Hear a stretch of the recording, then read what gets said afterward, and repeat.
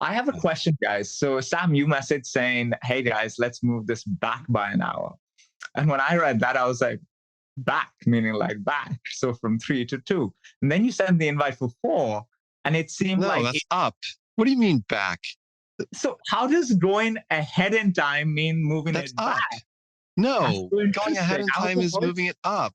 this is my immigrant English coming into play. I was so confused. Did you make a This is mistake? this is precisely the kind of banter that people find uninteresting. This is it. That was at Asad. This is Top Line.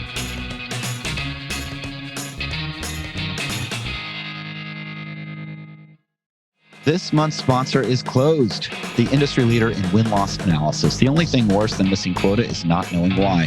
Win-loss analysis with Closed provides detailed and unbiased feedback directly from your buyers. So when you're looking for answers, you'll have the concrete data-driven solutions you need to make the strategic decisions with confidence.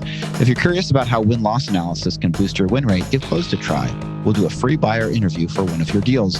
Visit freebuyerinterview.com now to claim your free interview. That's freebuyerinterview.com now to claim your free interview.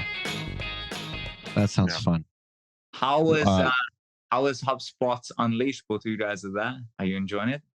Unleashed? That's Outreach's conference, bro. Inbound. Jesus fucking Guys, Christ. it's fucking 11 p.m. at night, guys. Yes. How many edibles are you on right now?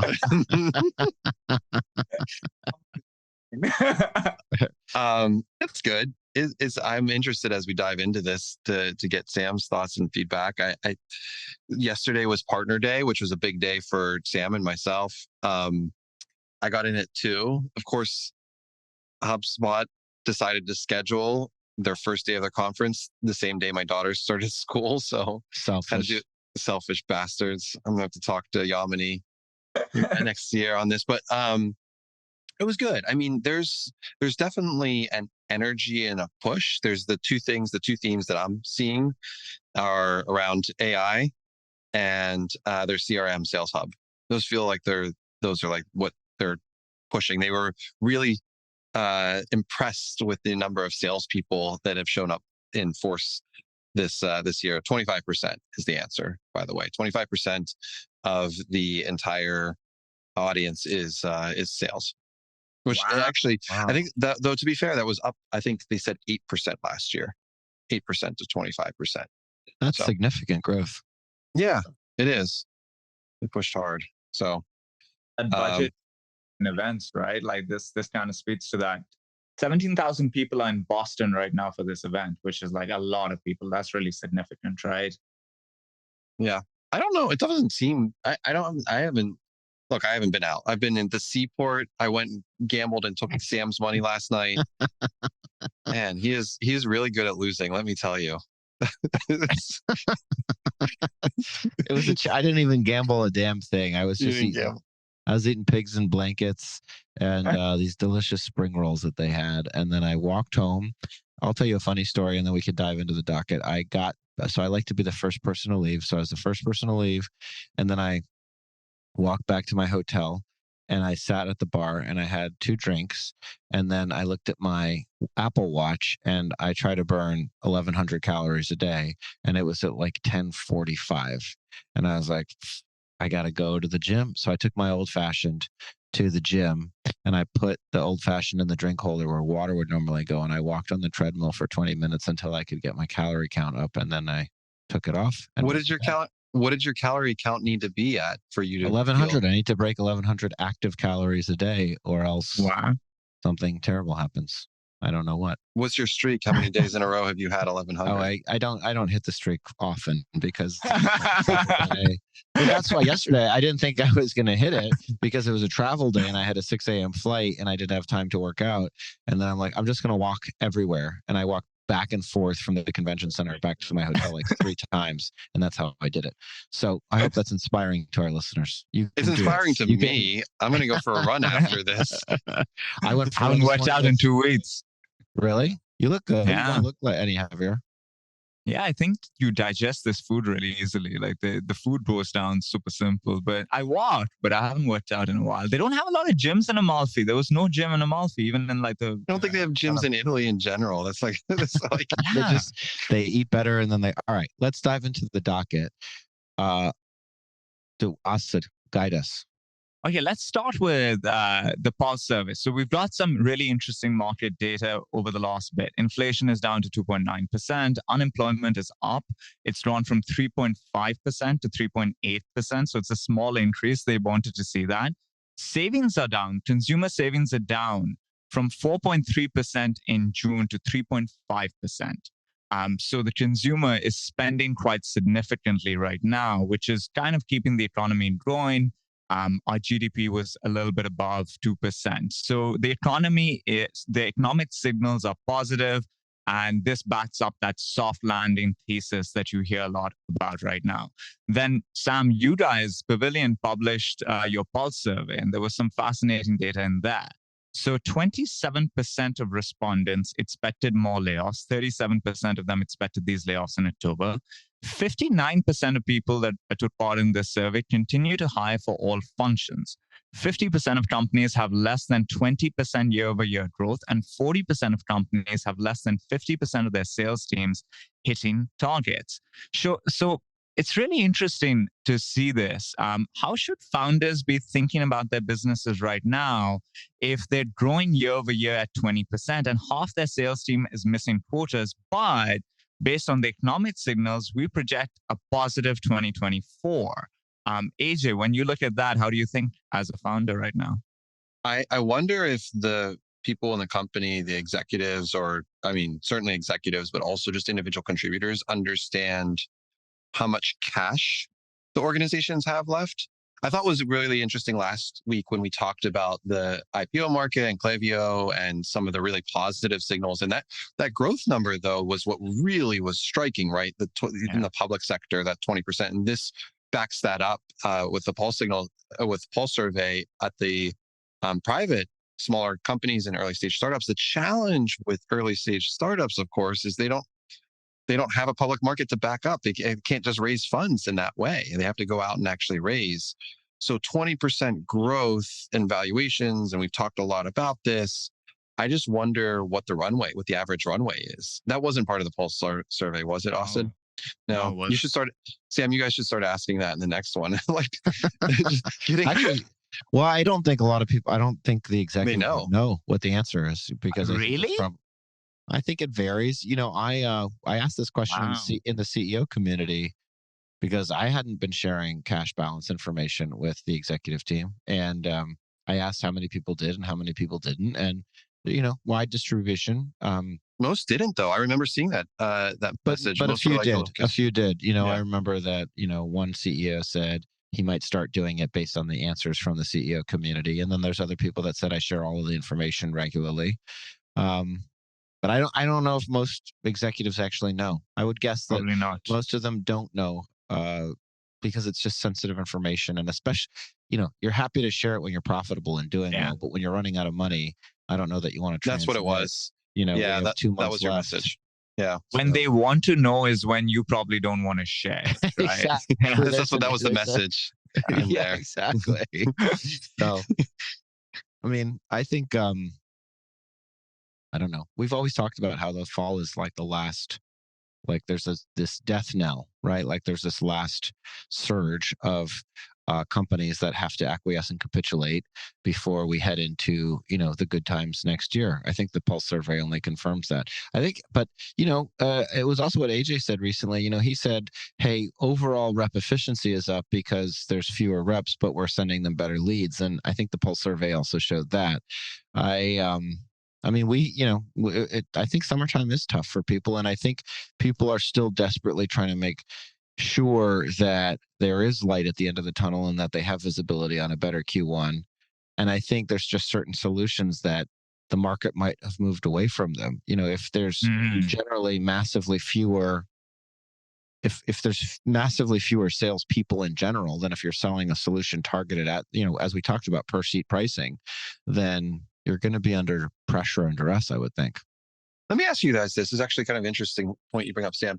Do you guys feel that there is a more seasonality in software buying than there ever has been in history? Like, we had for quota path, sales compensation, Q4 and Q1, you think about RevOps planning. Of course, that kind of gets baked in. Previously at Trendkite, there was a MarTech platform, and Q4 was great. December was like we were selling to the enterprise, so it was like you got to spend your budget. But we didn't have the variability that I feel like companies are having today. And I'm wondering if I'm just seeing that within my own organization, and it feels like a little exasperated or accentuated, or if you guys are also seeing that in companies that your own and others that you talk to. I can speak to it from two fronts. So in the survey, there was some really interesting data, which was that August and July and August are the slowest months for revenue growth. And I think they saw this last year and they're seeing this again this year. So there does seem to be an impact of the summer months for whatever reason on revenue growth. And it brought up a question that they put in the survey, which is that should you be adjusting your targets and quotas for the summer months if we're noticing that there is this decline in growth that happens for, let's say, a number of reasons, including the fact that people take a lot of summer vacations. And so there's a slowdown in momentum because of that. In our business, there is seasonality. Q1 is an extremely good quarter for us. A lot of the companies we work with are software companies, and a big chunk of them sell mid-market, SMB and mid-market solutions. We've noticed a lot of them like to do their hiring in Q1. And so we benefit from that in Q1. On the other side of the spectrum, in Q4, there's hardly any hiring happening in December, to the point where we actually shut the company down for 2 or 3 weeks on any given year in December. So we consider Q4 actually as a 2-month quarter, and it's always a quarter where we see a decline in revenue. So there is seasonality in our business, but now the survey is showing that software companies are noticing this across the board. And anecdotally, in conversations that I'm having, people are noticing this in their businesses as well. Sam, what do you think? I haven't noticed anything in particular, but I'm also, our business, Pavilion as a business, is sort of like artificially seasonal in the sense that, like, so we have all these live courses that go live at the beginning of September, almost like a fall semester. So we just had a very strong August, actually. We had a terrible July, and we're going to have a strong December because we do a holiday referral campaign, and we always try to give some portion of money to charity, and then we do have a big January. So I think we are somewhat seasonal, but I think it's like we've imposed these seasonality constraints on ourselves by when we release new courses and by when historically we've run different kinds of campaigns. So that's what I think. It's interesting, Sam, because we had the opposite. We had a great July and a slower August.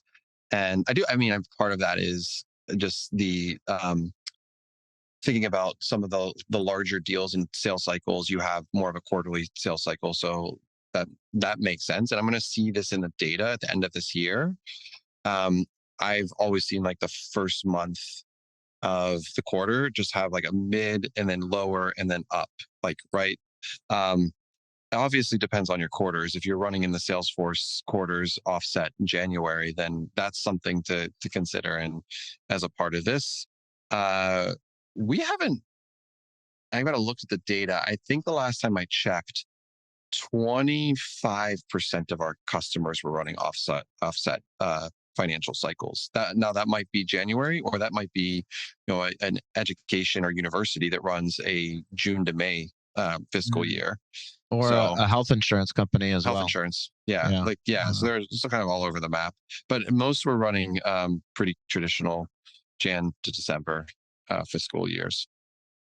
AJ, if you were to look at the data for your company and you saw that there are certain months, let's say the summer months or a portion of the summer months, where revenue is slower from a growth perspective, would you moving forward adjust targets then so that your reps don't feel like they're losing in those months? And then when the market's picking up, they're already feeling dejected. Like, is that something you think about as a CEO and as a founder? Asad, I think that's my biggest learning, honestly, as a founder this time around, as CEO, is expectation setting differently.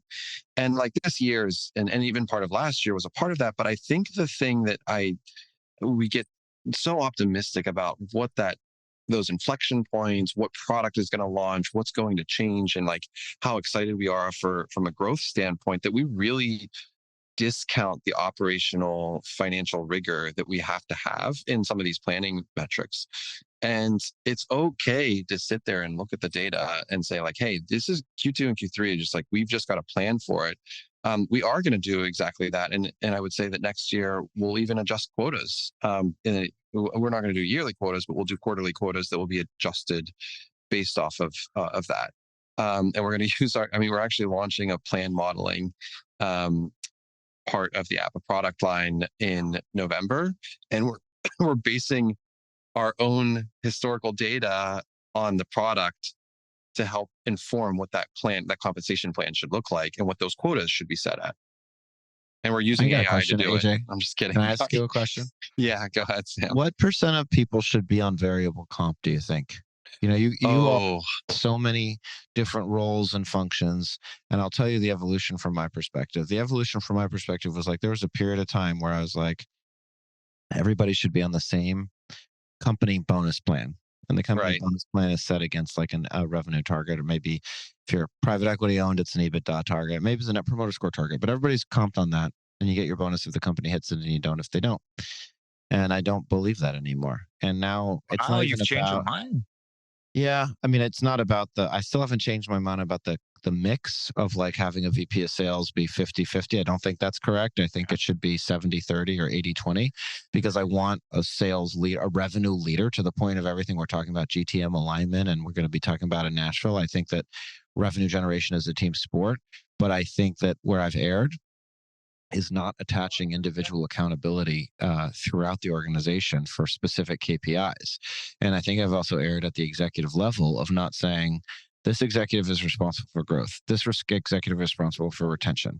Yes, it's a team sport. Yes, we're all jointly and severally accountable for, but like, I need a throat to choke down to the individual functional thing that is happening. If you've got an onboarding person, I need that person to be, and I don't know if it's incentive comp, maybe it is.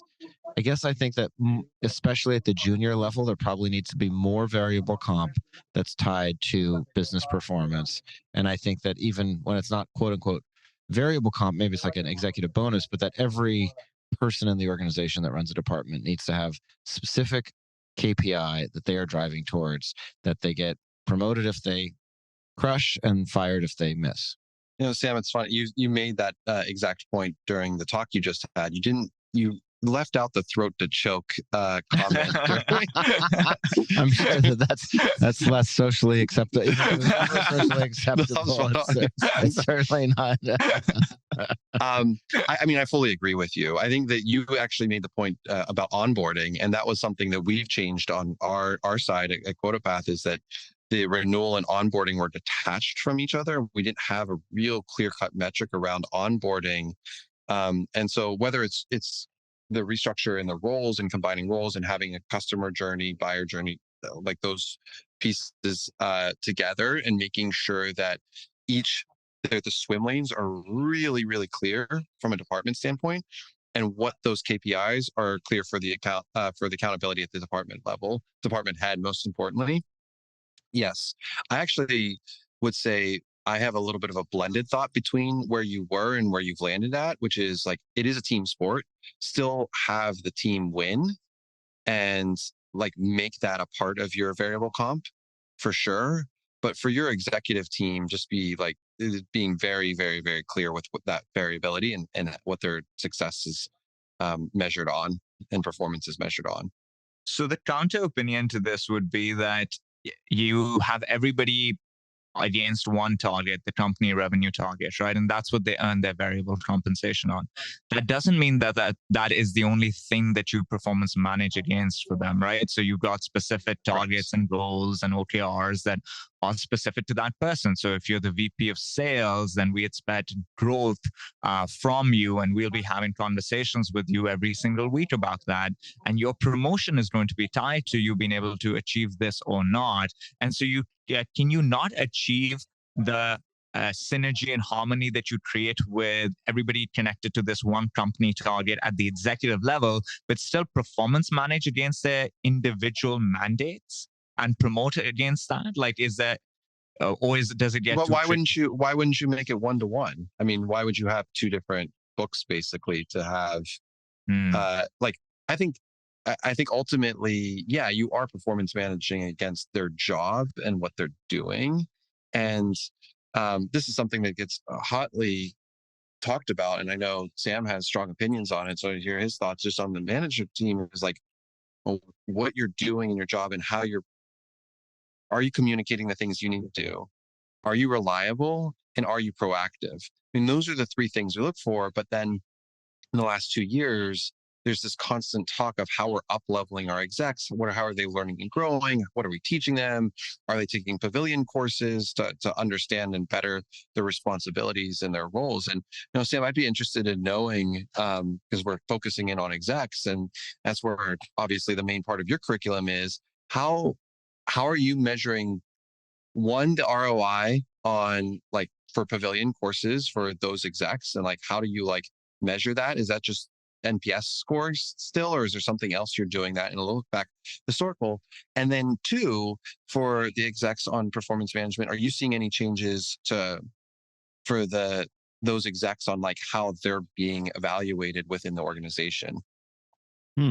Well, I mean, for me, yeah, the ROI. I mean, so that's a multifaceted question. The first thing is, how do we understand? I guess the first part of your question is, how do we understand the value of investing in our executive team and up leveling them? Is that? Yeah, and has that? I mean, mostly has that changed? Because your customer base are all mostly execs, and so like they've probably all filled out the NPS score. But now that some of them have gone through multiple renewals with you and changed jobs and increased their responsibility, their scope, do you do anything to measure that? And you're right, that was like two very like, I think we should heavy do more. I questions. mean, I will tell you that I got like this. It's very interesting. The specifically learning as a subscription is actually quite problematic. That's one of the things we've discovered recently. Why is that? Because it's very transactional. Because once you learn the thing, you know it, you take it with you, and it's not clear. Nobody's in agreement. Oh, that means that you need to keep learning things. It's like, what's the answer to this question? I need to figure out. I need to take CRO school so I can be a CRO. Great, I took CRO school. CRO school is Now what? awesome. Doesn't necessarily mean I renew my subscription, right? And so one of the crazy things was that, which is to the point that we talked about in the panel at HubSpot, we talked about alignment, we talked about data. One of the points I made was like, hey, do you have the right data to understand what really drives value in your product? And so we assumed for a long time that just taking a class would increase the likelihood of renewal. And we figured out that it doesn't necessarily. Taking one class at any time in the customer journey does not increase now taking one class within 90 days of becoming a member actually does significantly increase the chance of renewal. So at any rate, the ROI is really self-reported. It's NPS, and it's people coming to me and saying, I have a bunch of messages in my LinkedIn inbox at any given time saying, I took CRO school, I got promoted, I attribute, the growth of my career or the opportunity to get this new job to Pavilion, and I want to thank you, which is obviously highly anecdotal, but not. And I guess I've thought a lot about it, but like, what's the ROI of making these investments in the team, and how do I demonstrate that, and building an ROI calculator? And I've also thought about, okay, do we need to evolve the pricing model so that it aligns with customer expectations? Maybe it's not a subscription, but we charge the most at the point of maximum value, which is like you pay nothing until you get a job, and then we take 10% of whatever you get the job for. But all of that is a little bit far flung in terms of, just in terms of like understanding like where the actual value lies. And obviously subscriptions are a lot cleaner and easier. So I don't know if that answers your question, AJ. I think, but I do think, I guess the fundamental thing I think is that where I feel like I need to improve is around this concept of accountability, both to myself and holding myself accountable and holding the executive team accountable, particularly in a time where we get these pulse survey results and we see that, things are still pretty tough out there. And the worst thing that you can do if things are tough, it's okay if things are tough, and it's okay if you're having trouble planning or forecasting. But what's not okay is, as I call it, drifting through the intersection and just watching bad results happen and not taking aggressive action to counteract them. That's my main takeaway. Yeah, I mean, I do appreciate that. And you said this, I'm going to actually ask you a question on your own accountability.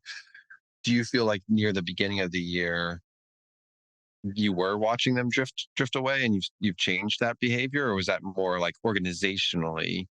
I think organizationally, I think I think writ large, I think, the struggle of being a CEO is like there's a million places that you could potentially focus at any time. Yeah. And as soon as you focus in one area, it's whack-a-mole. And as soon as you think, I'm really doing a better job explaining the business to the board and getting them bought in, you realize that you haven't been doing a good enough job creating clarity within the organization. So then you spend all your time creating clarity within the organization, and then you get an email like I just got from my board, where we have a board meeting next week, and I'm like, hey, here's what I think we should talk about. And they're like, no, here's what we think we should talk about. And we've already spent time preparing the slides for what I thought we should talk about. So now it's like a wasted effort. And my point is, and I'm sitting here thinking while we're talking here, I'm like, I need to educate them more on the business so that we're more aligned. And I guess my point is that happens all the time, every day within the organization, where you focus on one thing and then another thing slips. And they said, how can we ever have let that thing slip? I need to focus over here. And I think what it all comes down to, what John Mark Shaw, me and Asad's coach, talks about, he talks about this Danny Meyer book, Setting the Table, and constant steady pressure. And I think that's, if you look at like the biggest area for improvement for me as a CEO, or self-reported, I'm sure other people would have other things to say, but it is, am I consistent in the pressure that I exert on a daily basis?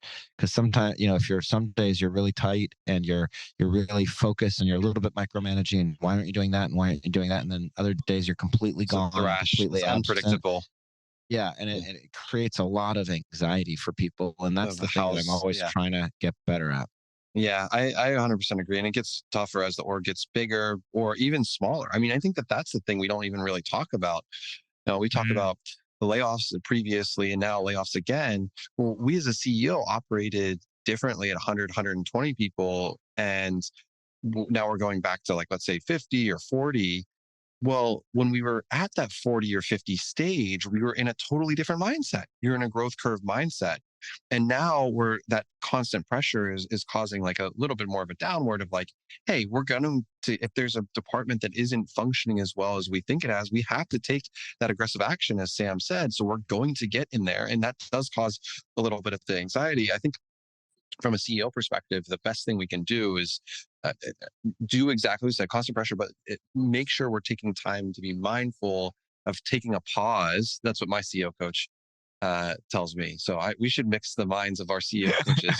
But it's just like, hey, the reactionary piece of it that I'm so used to, because I'm just a very passionate person, just like take that beat, take that pause. Does that Slack, does that text need to be answered right this second in that moment of time? And this year I've done a much better job of that, certainly within the company, but have had challenges, to Sam's point, the context switching to the board, and then actually going down the rabbit hole of giving all of the context, the 500 KPI thing, but being very clear, and then writing a memo like, here's the thing, and then having a board member to say like, hey, but what about this thing? I'm like, well, it's in the 70 slide, like it's actually in the deck. And it's just, it's tough to communicate succinctly, clearly, all the things without getting a constant broad questions. I want to stay. Can we stay on this for a second? Because this is genuine therapy. Like, today's business landscape is full of uncertainty,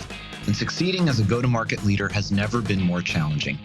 Pavilion is here to provide you with the education, support, and resources you need to grow, learn, and unlock your full potential.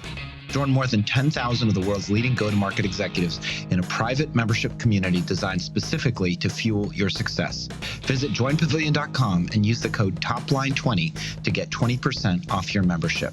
That's joinpavilion.com, and the code is TOPLINE20 to get 20% off your Pavilion membership. And now, back to the show.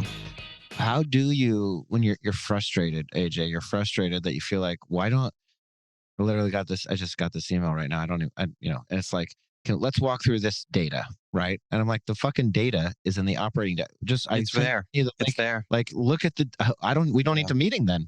I don't need to have a meeting to talk about data that you can look up in a spreadsheet. Then let's not meet. So I'm like, oh man, I'm like, I was always bragging about my board relationships. And I'm like, do I have a bad relationship? Like, is there something shifting? And how much should I care? I mean, shifting in terms of my relationship with the board. And, I don't. and should I be worried? And it's like, don't get too defensive. Don't fire back. They want to talk about whatever they want to talk about, then that's what they want to talk about. I still control the company, so like I have a certain level of job security. And if they want to talk about something, we can talk about it, but I feel I'm getting that level of frustration of like their questions imply to me that you're not listening to the other things I'm saying. So now I'm like, and of course the answer then is that's still your fault, Sam. That's still your fault. If they don't understand, that's your fault. That's not their fault. You have to redouble your efforts to explain. So I would take it because I've gotten this exact, like literally this exact same situation. And anytime I read it, I mean, maybe it's even to this point, Sam, maybe not, but this is the point I got where if I see an email pop in and it's from a certain person, I'm like, I don't even. Right. I'm like, I'm totally distracted on this episode right now because you're gonna get the email. And I'm so this annoyed. is the exact bullshit. This is the exact bullshit. And that's the challenge that with the board disconnect and from an operator is that like, hey, there's this phrase where I brought this up that my CEO coach has talked about, nose in, fingers out. And the absolute nose challenge, in, fingers out. Nose in, fingers out. It's like picking your nose. No, it's like nose in, fingers out, like boogers? leaning in. Yeah, sure. It's leaning. It's actually like a river, but not an ocean, Sam. It's a river. It's not an ocean. It's a container. Yeah. Right, So tell me what nose in, fingers out. It's like, hey, I want to understand. I seek to understand, but I am not going to directionally give you feedback that should like be an operational feedback or directionally. And what I've noticed more broadly is that as boards have leaned in, they're not, Insight has this great phrase, do no harm. And I truly believe like they've done a fantastic job. I've sung the praises of Insight many, many times. Apollo Dominguez, Rachel Geller. I am still very much there. And they've held true to that. When you have multiple board members coming in at different angles and asking different questions, and you're seeing them, you see the question, and you're just like, I live this every day. I live this every fucking day, and it's something I know. And so, what's your answer? What should we do? My answer is, what does your coach say? Go for. Is there something that one can even do? Or is this just like the status quo of like in a bad market, this is how it gets? The way I have handled it is actually similar to Sam, in the sense of like, hey, this is my company. We have all the leverage here. What I rephrase it as, they don't understand something, and that's okay. It's okay for them not to understand something, even if I said it 100 times, because they're on 4 or 5 other boards, and they probably have heard something similar from another one of their companies, and maybe they're mixing it up, or maybe something I said last month didn't resonate well with them. And so it's on me to be able to communicate that in a more clearly way. So I reframe the frustration, Sam, but maybe not in like an unhealthy way where, Sam, you're like, this is my fault. And it's just maybe, hey, here's how I can get better. I think the challenge for me on this is that it takes a lot of time to create this alignment, right? So if everyone comes with really good intentions, but it pulls you in a million different directions. And so your job is supposed to manage this business and in a really tough environment, but then you end up spending, or at least I feel like this as I've been reflecting over the last few days, I spend way too much time creating alignment at the board level than I should be. And that time comes at a cost. The cost is in the business. And so then when you and your team notices this. Yeah, your team notices this. And when you go into a one-on-one, for you.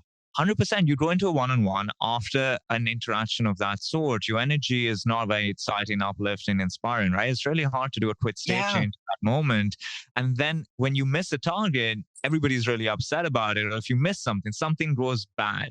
Well, maybe it didn't go bad if I didn't spend 10 hours this week doing this. And that's the part that really frustrates me. I still go back to the fact that, well, maybe I should do a better job at having created that alignment early on. And I could have, similar to Sam, I think like that. I just get really frustrated as to how much time it ends up taking. Yeah. It's, Yeah, I mean, and that's the job though. I mean, I think that's where I come out on is like, listen, guys, we talk about the role of the CEO, like this is the job. And the job, I mean, because I was just thinking about it. The other part, I love, I'm in this like this meeting room and at the inbound, and so like somebody's like making coffee. I want to turn around, like, shut the fuck up, but I can't say that. I shouldn't even been in this meeting room in the first place. I'm the You're in their meeting room. You just write Hey on a piece of guys. paper. Just write on a piece of paper. Sam Jacobs recording meeting top room. here, you Get the fuck out. Anyway, the point here's the biggest problem I have is that, and it's like almost like a sharing thing. It's like a childish thing of like, I have an idea of what the company is and what the business is and like all of the directions that we're running in. And I got a question that's like from a mile ago. I'm on a 10-mile run and I'm on mile 8, and they've got a question about mile 6.5. I'm like, what are you talking about? Like I can't go back to mile 6.5. I'm on mile 8. Let's go. But of course I realize like I got to bring, if you want to go far, go together. And if you want to go fast, go alone. Like I got to bring people along with me. That is my job. My job is to bring people along with me. And the job is also, to AJ's point, it's like, hey, you know what? The main thing is, do not respond to that email today. Do not respond. You don't Go need to sleep. It will it will feel a lot less threatening tomorrow. For whatever reason, I get my fight or flight anxiety up. I get my response, my primal energy brain or whatever it is, like my brain.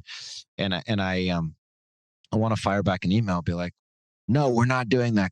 F you. And I'm like, I don't need to do that. I'm sure it'll look a lot more innocuous and benign tomorrow. Exactly. So I'm all chill. I'm all chill on this one. I'm going to have, anyway. You crushed it. Asad? Something I've done is I've taken notifications off my phone completely from almost everyone other than my executive team, and funny enough, the two of you. So that's helped, because like right now during this conversation, nothing random is going to pop up that is going to distract me, because I'm very easily distracted and I have very emotional reactions to things. And so that seems to help. Sam, you said that's the job, right? So is the job that at any given point we're going to feel frustrated about the fact that there were things that we could have given attention to, but we were unable to do it because we had to create alignment between the exec team and this team and that and board. And so all these things we know that we can do that will help the actual business, they want to suffer because it's just not sustainable to work 120 hours a week. And so knowing that this shit should still get done, this other thing takes priority because that's more important for us. Is that how we need to think about it? Yeah, and I think it's it's funny. I never read the book, but I know that it's important. It's called Thinking in Systems by Don Mills. But it's a good title. I don't think there's ever a need in your business to work 120 hours, Asad, unless you're an individual recruiter. And so I think, what we're all talking about is what leverage are we getting from the executive team? And again, our job is to create clarity, to explain the business as clearly as possible and present the business as clearly as possible so that we can drive outcomes through the business as clearly as possible. And the reason that there's all these questions is because I have not done a good enough job of that. So then where do you go from there? It is, okay, let me make sure I understand the business as clearly as possible, which is what I was talking about in my panel, which is, okay, so how do you create that understandable picture? You need data. The main thing you can't do, which is to the point, is like, you can't start flailing, right? It's not, you can't start running. It is about systematically. Our job is to build systems and process, and our job is to systematically say, okay, it's too much to tackle all at once. I'm going to knock one thing off the to-do list every day for the next 90 days. And by the end of 90 days, we'll be in a better place. And it's like, all right, everybody's doing a different thing. I'm not holding anybody accountable. Okay, great. Let's make sure we have all of the information. That'll be the precursor to setting the target. And let's make sure before we set the target, and it's going to take 6 months. It's going to take 6 months to clean everything up. But then at the end of 6 months, if you're systematic about it, it will be cleaner. Okay, your board members are giving you emails that show that they don't understand the business. Do you understand the business? Have you presented it clearly enough to them? Okay, then you need to do that. How do you do that? Get the data. Okay, so get the data. What happens if they ask you a question in the meeting and you're frustrated because you're like, the plan is getting the data. I don't have all the data. Then you just say, we're getting the answer to that question. We're getting the data. This is the plan. So, but I mean, Sam, I go back to This systematic is fantastic. I go back to a book that I really enjoy that's on cracking the sales management code. It's a fantastic book. And one of the things that they talk about is activities driving objectives drive results. If my daughter came home with a B on her report card, I can't snap my fingers. That's the result, right? She got a B. It is what it is. How could she get an A? Well, she has a weekly quiz. If I study with her for 30 minutes, she can get an A on this quiz and get an A on the end of the report card. That was the activity, studying, objective, weekly quiz, result, A at the end. Like life works the same way. Our businesses they work exactly the same way. So the results that you're talking about, Sam, those are from the activities that you had last year, right? And that 6-month period of systematic results, that process that you're lining up, those are the results of next year. And so some of the challenge that I find myself is you have board members and me frustrated on results, but that's not what's happening internally in the business. I feel like we have the right objectives. We're working on the right things. We have the right activities. We're thinking about those things, whether it's retention or CAC or whatever your North Star metric happens to be at that time. If you're working on those things, you will see the results. But the results are the data. And the data that you have today is backed on the activities that you did 7 months ago. And I think that's where some of my frustration comes from. And I don't know if that's for you two at all, where it's like, it just doesn't, the questions don't match the activity or what we're actually driving to today. I feel that so. It's like, what are you talking about? I got this thing. It's like, show my, cohort-based retention as far backwards as possible. It's like, why we need as recent as possible.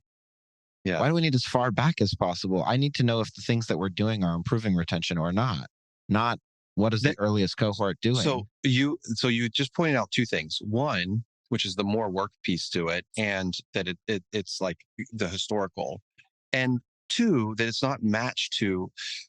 I had this exact same situation happen at the beginning of the year where coming up with a financial plan, financial plans were a little bit of a challenge. And someone had asked, like, okay, give me the breakdown, like the like salary breakdown for every single person in the organization. It's like, are you fucking kidding me? You want me to give you like every single like detail? Like, exactly. So it's like, exactly. So like, that was the question. And like I'm sitting here thinking like, are you fucking like nose in, fingers out? How much time do you have? Like the exactly, that you exactly. The work. And so the amount of work that we have to do to get that a piece of it, which we've done a shit ton of work. And it's like, well, that hasn't even been the work that I did do. It hasn't even been read. I guess, right? Part of my frustration is also sometimes, since we're offloading and this is a great therapy session, is that we just have to hope that they don't listen to the show as we get increasingly popular. I will say, don't send this to them. Look, activities drive objectives, drive results. I have fantastic board dynamics today. I think one of the challenges is that a question will be brought up that'll take a couple of hours to discuss, right? Like to create alignment around. That question has been considered and thought through already. It's a pretty basic question. If you're going through the intellectual rigor of running the business, you would have considered it, thought through it, and you moved on. And so having to spend time on something that it feels so wrong to even spend an hour on this topic, that really frustrates me. The other thing is also the fact that these decisions that we've made, that AJ, to your point, 6 months ago are affecting the numbers today. We're thinking about doing things that are going to affect the business 6 months from now. But the frustration that everyone feels is from today's numbers, right? And so it's like we're frustrated because of today, but we need to be thinking about 6 months from now and what gets us there. And it feels like most of the time is spent around this frustration and not enough clear thinking, without emotion, without this anxiety on how do we set ourselves up for the right next 6 months. And so it's tricky. One of the things that we were looking at in our docket that kind of connects to this is that there's a rise in entrepreneurship. It's always the case when the market's tricky. There's been a 25% year-over-year increase in new businesses being created. And so it generally leads to a number of questions as individuals go on to become entrepreneurs, especially for the first time. What's the signal that I should start a business? But in this conversation, the one that probably connects is the role of a co-founder. AJ, you've had co-founders. Sam, you started the business without one. How important is having a co-founder to you, AJ, in being able to navigate these choppy waters? Oh, what a fantastic question, Asad. Man, you were on point today. You were just like navigating facility. He's always on point. 11 p.m. We're going to hold all of our future top lines at 11 p.m. wherever we are. I think Asad adds a lot of value. I will. I like that. Thank you. I will say that when you were asking the question, I was thinking about this, and I was thinking about like what actually has brought alignment to the greater picture, and it is around strategy. It is actually the strategical piece of it. How do you get alignment on strategy? Well, you can absolutely use your board as a sounding board, but most of us don't actually want to do that. We want to do that with our co-founders, and I think that's one area where I've missed, and I've felt like I've done a pretty good job in some ways, where like I have had co-founders where I could call at any point during the day and just run something by them. Cole is like this. Matt was like this at Trendkite.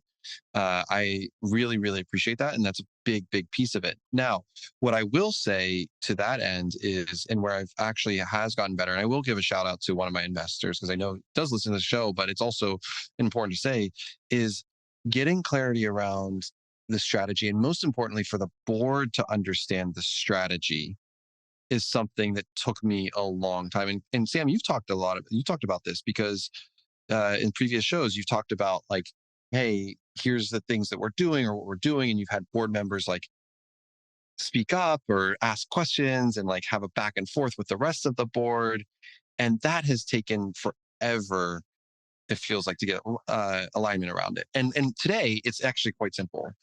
The question we have to answer is, how do you take company objectives and align them with incentive compensation? We have hit on this very thing, this very topic in our conversation today. And that's what QuotaPath is trying to do. And that like actually is like, oh, aha, companies struggle with this. Clearly companies struggle with this. If we can solve that, if we can evangelize that, if we can, that RevOps planning stage, that true growth intelligence, if we can solve that, we will win the market. And that's the drumbeat that I have to go in with every single kind of board meeting of like, here's what we're doing, here's why we're doing it, here's what we're tackling. Here's our persona, our ICP, all of the things. And then that water falls down to the data, and it becomes a little bit easier.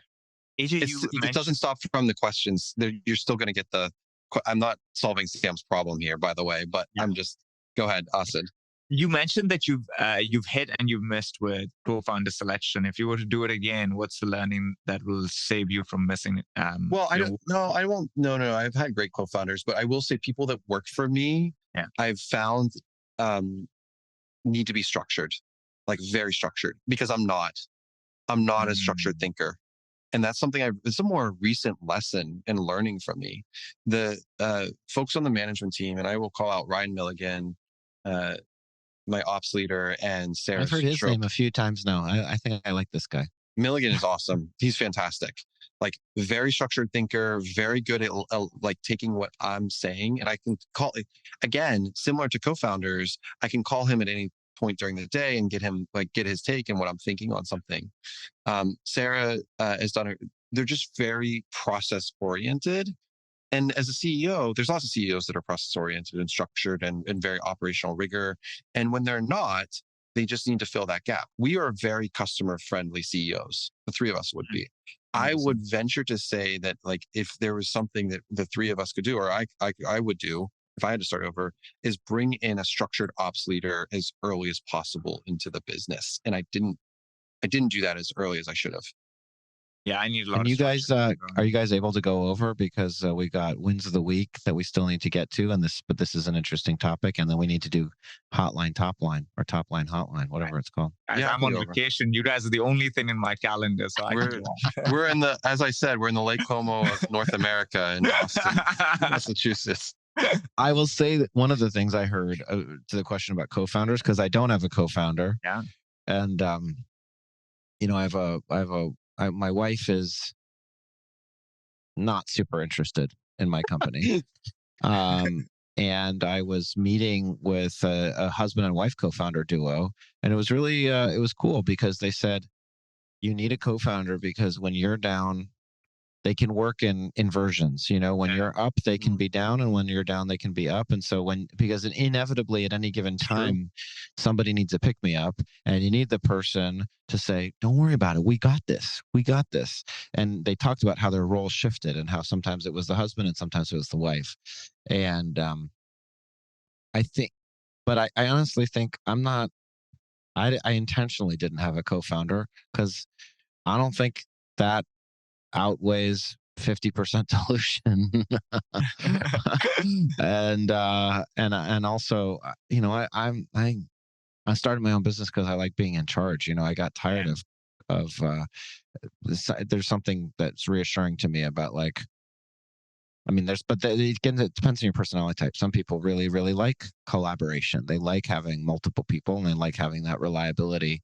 I guess I would say the last part is, because AJ was talking about, what's the hire that they didn't have, and for me, the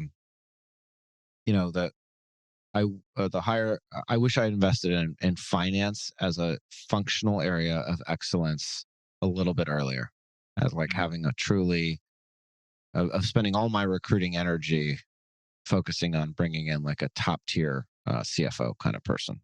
We have a great. What I would say that because I feel I have very strong operational finance.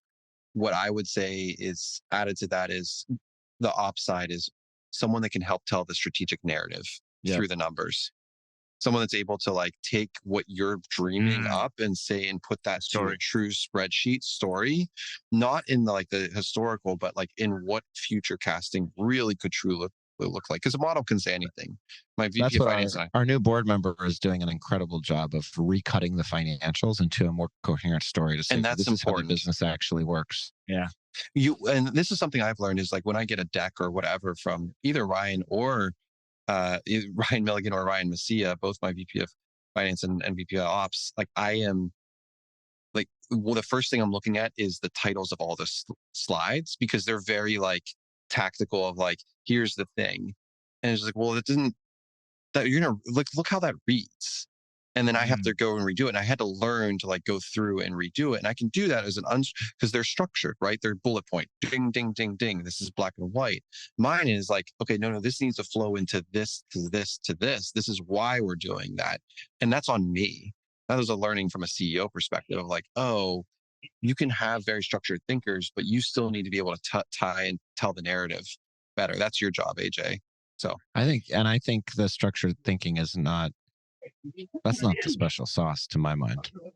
The special sauce is like the magic, the alchemy of taking chaos and nothingness and turning it into something, and just having that vision of like, I see the world as it should be, and let me bring you along. I think both are necessary, but I think that's the harder thing. That's an equilibrium magic. Yeah. Founder magic. You're right, 100% right. And the optimism that we bring to the table each and every day, because that goes back to that consistency, that urgency, that downward, but it's got to be in like the inspiring vein because we know we're going to crush it. It's so interesting when you say optimism, because it's like one of the superpowers of a CEO you have to be. But I've noticed that as I reflect on the last couple of years, it's kind of been a bit of a weakness for me as well. Like I was projecting out what the market would look like, and I was pretty accurate in terms of how it played out 6-9 months ahead. But the way I was navigating the business was a tinge more optimistic than I was thinking of the market. And there was just this, and I'm frustrated at that a little bit. I've been talking to a lot of people that are starting businesses, and some of them are people that are not technical, right? So they come from sales, they come from go to market in some capacity, and they want to be a founder, they want to start a business. And I've noticed that they are looking at co-founders and they feel a little bit, they are speaking to a technical person, and that technical person is so critical for them to be able to start this business that they're not going through the process to really understand, will I be able to work with this person effectively? Because in their mind, it's that this business doesn't start if this developer doesn't work with me. So if I get to know this person a lot deeper and I don't like them, this business doesn't exist. I'm going to make this work. We'll figure this out. And you kind of get stuck in these really bad relationships. Yeah, it's a huge mistake. It happens all the time. I see so many quote unquote non-technical. I mean, that's not my whole thesis. This is what we talked about last time. I could like go on forever about this because I'm only seeing more evidence of it, which is like the bar, what it means to be technical versus non-technical has shifted dramatically. Like there is more that's possible for non-technical people than ever has been before. As Chat GPT, OpenAI has a natural language API. Yeah. Like you can write in words, please give me the information, so Anyway, Sam didn't get a chance to talk on stage at HubSpot about AI, so he's using top line episodes to get it out there. I said to Sid, I said, hey, give me 10 seconds at the end to like give me a coupon code so that everybody could sign up. And they just spent the last 20 minutes talking about AI. And then thank you for coming, everybody. I was like, come on, man. I heard you plugged top line. I was happy about that. I did, but I didn't mention you, sadly. I think we need to get to shout outs and wins of the week. Let's do it. Let's do it. Asad, give us your shout out win of the week. Shout out. So shout out to my entire team. I've been away for now almost 3 weeks. I'm back next week, and the company is doing really, really well. We've had some of our best weeks from a revenue and pipeline perspective, and I haven't been pulled into any issues. It was something I was nervous about stepping away. I don't do it often, and I thought I'd be pulled in a lot more, and I literally have not been pulled in even once. And it's because we have a great team, and I'm thankful for people like our COO, who in this instance has to be the COO and also do a lot of the things I do on a regular basis, as well as our MDs and directors and everyone else. And so shout out to them. They're killing it, and I appreciate being able to switch off for a bit. I'm excited to come back next week. Mr. Bruno? I'm going to give a shout out to our Director of Demand Gen, Brett Lenoff. Brett is in San Francisco, SaaSter, while I am in Boston at Inbound. And they have just one day, 17 inbound demos have come through. Wow. Just on the first day alone, which is fantastic. That's why you go to SaaSter. Jay Lemkin always talks about how it's like, listen, you want pipeline, do an event. That's awesome. I'm really happy for you, AJ. Yep. That's cool.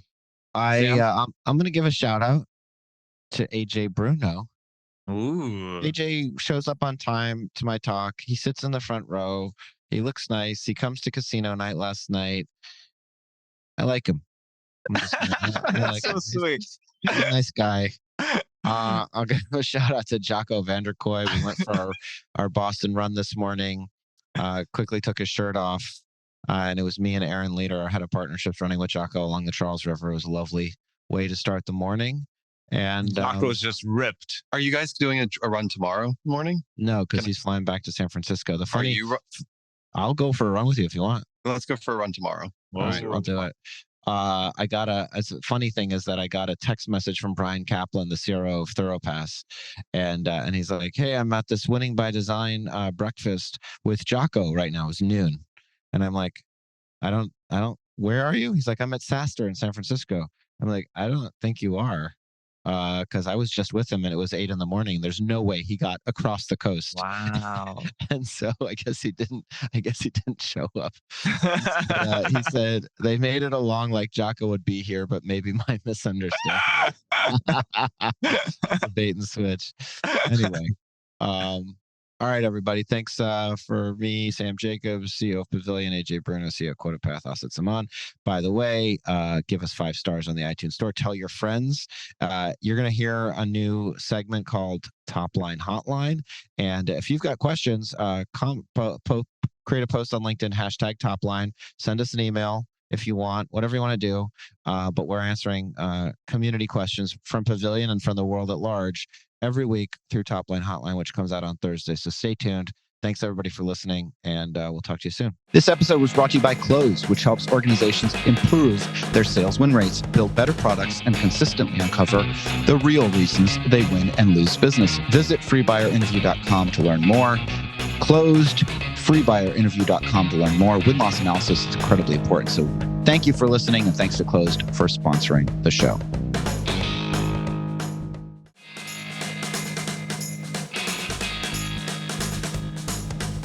Thank you for listening to this episode of Top Line. To learn more about the trends, news, and developments impacting the world of B2B SaaS, head to joinpavilion.com, where more than 10,000 of the world's top go-to market leaders go to achieve and unlock their full professional potential.